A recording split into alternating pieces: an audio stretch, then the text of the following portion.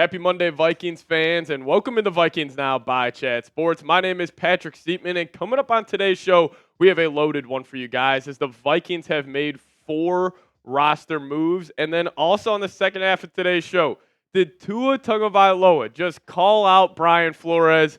It seems like he's a little sensitive and a little salty still about the time those two spent with each other in Miami. But before we dive into that, I do just want to say thank you guys so much for everybody who has hit that sub button over the last couple of weeks. As I put my goal as 28,000 subscribers before week 1, I want to do it for my favorite Vikings player of all time, Adrian Peterson. And hey, we only need 286 more of you guys to subscribe. So if you guys haven't already, lock us in and hit that sub button right now.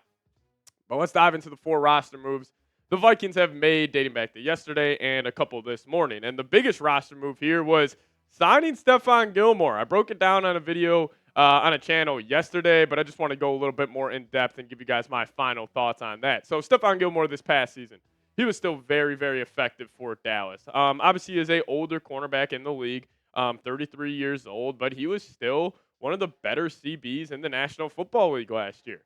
Contributed 13 pass breakups, 2 interceptions, allowed 4 touchdowns, and a completion percentage of 54.9. He also, opposing wide receivers ran 600 routes on him this past year, and they only threw to his side 99 times. So I still think opposing quarterbacks are a little scared to throw, Gilmore's way, and he's going to be a much-needed addition to this cornerback group. I mean, if you're just looking at this group right now with the addition of Gilmore, it looks completely different than what it did 2 days ago because now there is not that overwhelming pressure on Byron Murphy to be that lockdown corner. And then it just pushes everybody down the line where Shaq Griffin goes to CB3. Then you fill in the rest with like a Caleb Evans, Dwight McLaughlin, who had an unreal interception. He should have took it to the house against the Cleveland Browns this past Saturday. But also you got Francis, who had an interception. Deshaun Wright, Fabian Morrow, new additions to this group.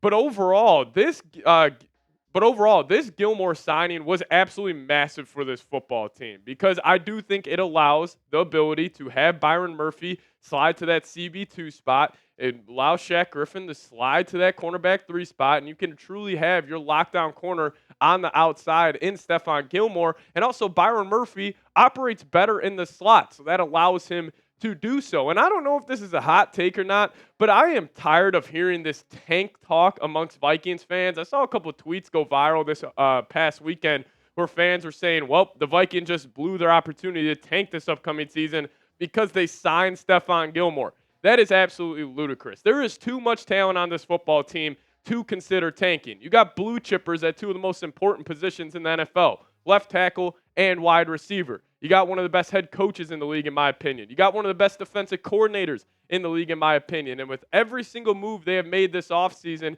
and from the draft, this football team is too talented to take. Hot take here, Vikings go 10-7 and win a playoff game. But let's talk about the other addition to this roster, wide receiver Justin Hall. Spent some time with the Las Vegas Raiders, and he is a definition of a gadget guy here. I mean, he's 5'8", really small guy, 190 pounds, so he does have some, thickness to his build. But he was undrafted out of Ball State, ran a 4.5-second 40-yard dash. And I kind of put gadget guy down here as a question mark. Not sure if he, will even remain on the practice squad for the Minnesota Vikings. Really doubt he has even a slim chance to make the final 53-man roster because, if guys like Tristan Jackson, Jalen Naylor, like them playing such high-level football during the preseason, you still got Brandon Powell, Lucky Jackson as well. Like, obviously the Vikings coaching staff feels more comfortable with those guys than, obviously Justin Hall. But want to get you guys information out on him. Don't expect him to make too much of an impact for this team. But, hey, another UDFA. Maybe the Vikings strike gold again and turn a UDFA into a hell of a good football player here in the NFL. But unfortunately, our punter battle has came to a conclusion as the Vikings have waived Seth Vernon, which means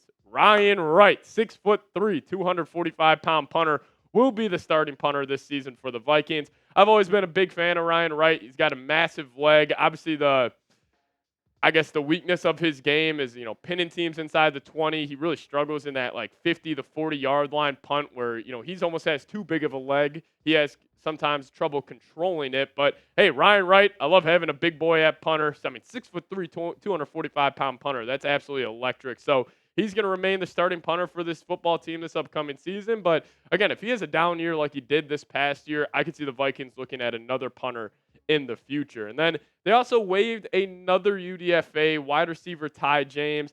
This was a little disappointing. I was very high on Ty James when the Vikings did sign him. It was Ty James and Deshaun Jones who were the two weapons that the Vikings brought in the UDFA class that I wanted everybody to keep their eyes out on. But with Deshaun Jones, having that long touchdown, really turning heads in training camp and OTA periods, they decided to obviously, waive his counterpart here, Ty James. He only had a reception for 13 yards in the preseason. But, overall, the biggest news here, Stephon Gilmore heading to the Minnesota Vikings. So Vikings fans, welcome Stephon Gilmore to Minnesota. Give me a SKOL down below in the comments section. Make him feel that, feel the support from us Vikings fans. So give me a SKOL down below if you're pumped up that Gilmore is reuniting with Brian Flores. But coming up in a second here, we are going to be talking about Brian Flores as Tua pretty much called him out and called him a terrible person in an interview he did yesterday.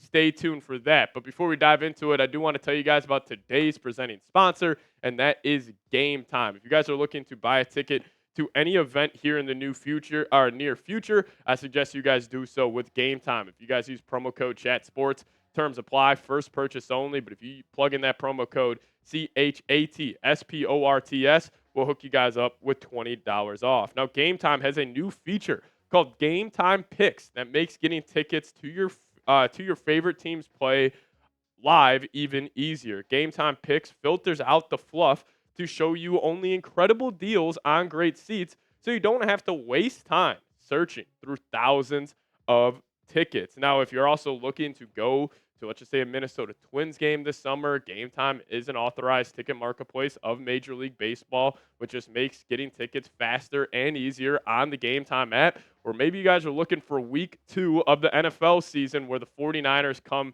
to US Bank Stadium and take on our Minnesota Vikings. I suggest you guys use Game Time to get a ticket to that event. So take the guesswork out of buying any type of ticket this summer with Game Time. Download the Game Time app, create an account, and use code ChatSports for $20 off your first purchase. Terms apply. Again, create an account and redeem code CHATSPORTS for $20 off. Download Game Time today. Last minute tickets, lowest price guaranteed. All right, let's talk about this drama here around Brian Flores and Tua, as Tua in a recent interview pretty much called him out. Now, giving you guys some context to this, somebody asked him, what is the difference that you have seen from Mike McDaniel and Brian Flores in terms of being your head coach and the support they gave you guys? And this was Tua's response. He says, you have a terrible person. You have a terrible person that's telling you things that you don't want to hear or that you probably shouldn't be hearing. You're going to start to believe that about yourself. My opinion, this is soft from Tua. I understand that thought process. Like, obviously, you walking into work every day, you do not want to hear your boss or hear whoever your leader is, just get in your ear, tell you how much of a terrible job you're doing, and without giving you any positive reinforcement. I can understand that. However, this is football. This is not your local accounting job for Tua. Like, you are a QB of a Fortune 500 business in the Miami Dolphins. Like, you are the most important part in that entire business. I don't blame Brian Flores for getting on him a little bit, considering Tua, the start of his career, people were calling him a bust throughout the first couple of years. And, just calling a spade here, he is lucky Tyreek Hill and Mike McDaniel and Jalen Waddle fell into his lap, or maybe this guy might have been a backup quarterback. So I think that is soft. However, I will say this. As a coach or a leader, you do need to adjust your leadership style to each player. Like, every person is not, managed the same. Some people thrive off that Brian Flores style where he is getting on you and he is harping on you every single day, and he just creates a sense of urgency within that locker room. Some people thrive in that, but also some people crumble in that type of environment, and I think Tua is a great example of that. So I think it's kind of soft, and, Tua's probably the guy, like he said, where Mike McDaniel was telling him how great he is and telling him how special he is every single day. It just boosts his confidence. So clearly that is the style that Tua prefers. But Brian Flores is old school. He is going to take that Bill Belichick-esque route. He is going to take that New England Patriots culture route where it's like everybody is on an equal playing field if you aren't playing good, I am going to tell you about it. And I don't blame Flores at all for that thought process. That's just his style. That's just his MO. And I think it's kind of soft of Tua because, you could just say you guys didn't have a good relationship. He could have just said that, hey, yeah, me and Flores didn't get along, but he's going out there and calling him a terrible person.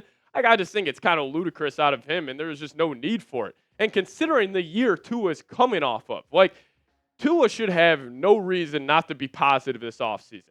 He just had one of his best years of his NFL career, going for 29 touchdowns, 14 interceptions, had an unreal completion percentage. That is one thing about Tua. He can get the ball out on time and on target at the highest level when there is no pressure. And plus this, he just got paid. I don't know why he is even speaking the name of Brian Flores, or obviously when he was asked about him, he could have just said, you know what, me and Brian Flores obviously didn't get along, but I got no bad blood with him. Instead, he goes out there and calls him a terrible person. This is a man who just got paid $214 million guaranteed, or $167 million guaranteed on within a $214 million deal. I just don't get what he's complaining about. But my final thoughts on this. I don't think this is a big deal. I don't think Brian Flores is going to care about this whatsoever. I'm assuming a Vikings beat reporter is going to ask Flores about this week, and I think he's just going to brush it off and have it just be no big deal here. But it was just weird and unnecessary out of Tua. I just don't think he needed to, scold Flores in this interview. He could have just said, hey, me and Flores didn't get along. Let's move on. I love Mike McDaniel. I love my new head coach. But instead, he goes out there and he calls him a terrible person. Now, I do want to show you guys this photo. Von Miller, one of my favorite NFL players in the history of the game. He has a chip literally tattooed on his shoulder. And I'll tell you what, this kind of gets me back to the point about Vikings fans, saying we should tank, NFL media, you go look at the NFC North rankings, they all have the Vikings finishing last. This chip building on the entire Vikings team shoulder right now is massive. It might be at about 100 chips deep here. So I think it's going to be a motivated football team. I think people are panicking for no reason because, again, if you look at this group from, let's just say 3 months ago, who did we really lose? We lost Mekhi Blackman, a starting cornerback. But we also just brought in Stephon Gilmore. J.J. McCarthy most likely was not going to play, at least for the first month of the season.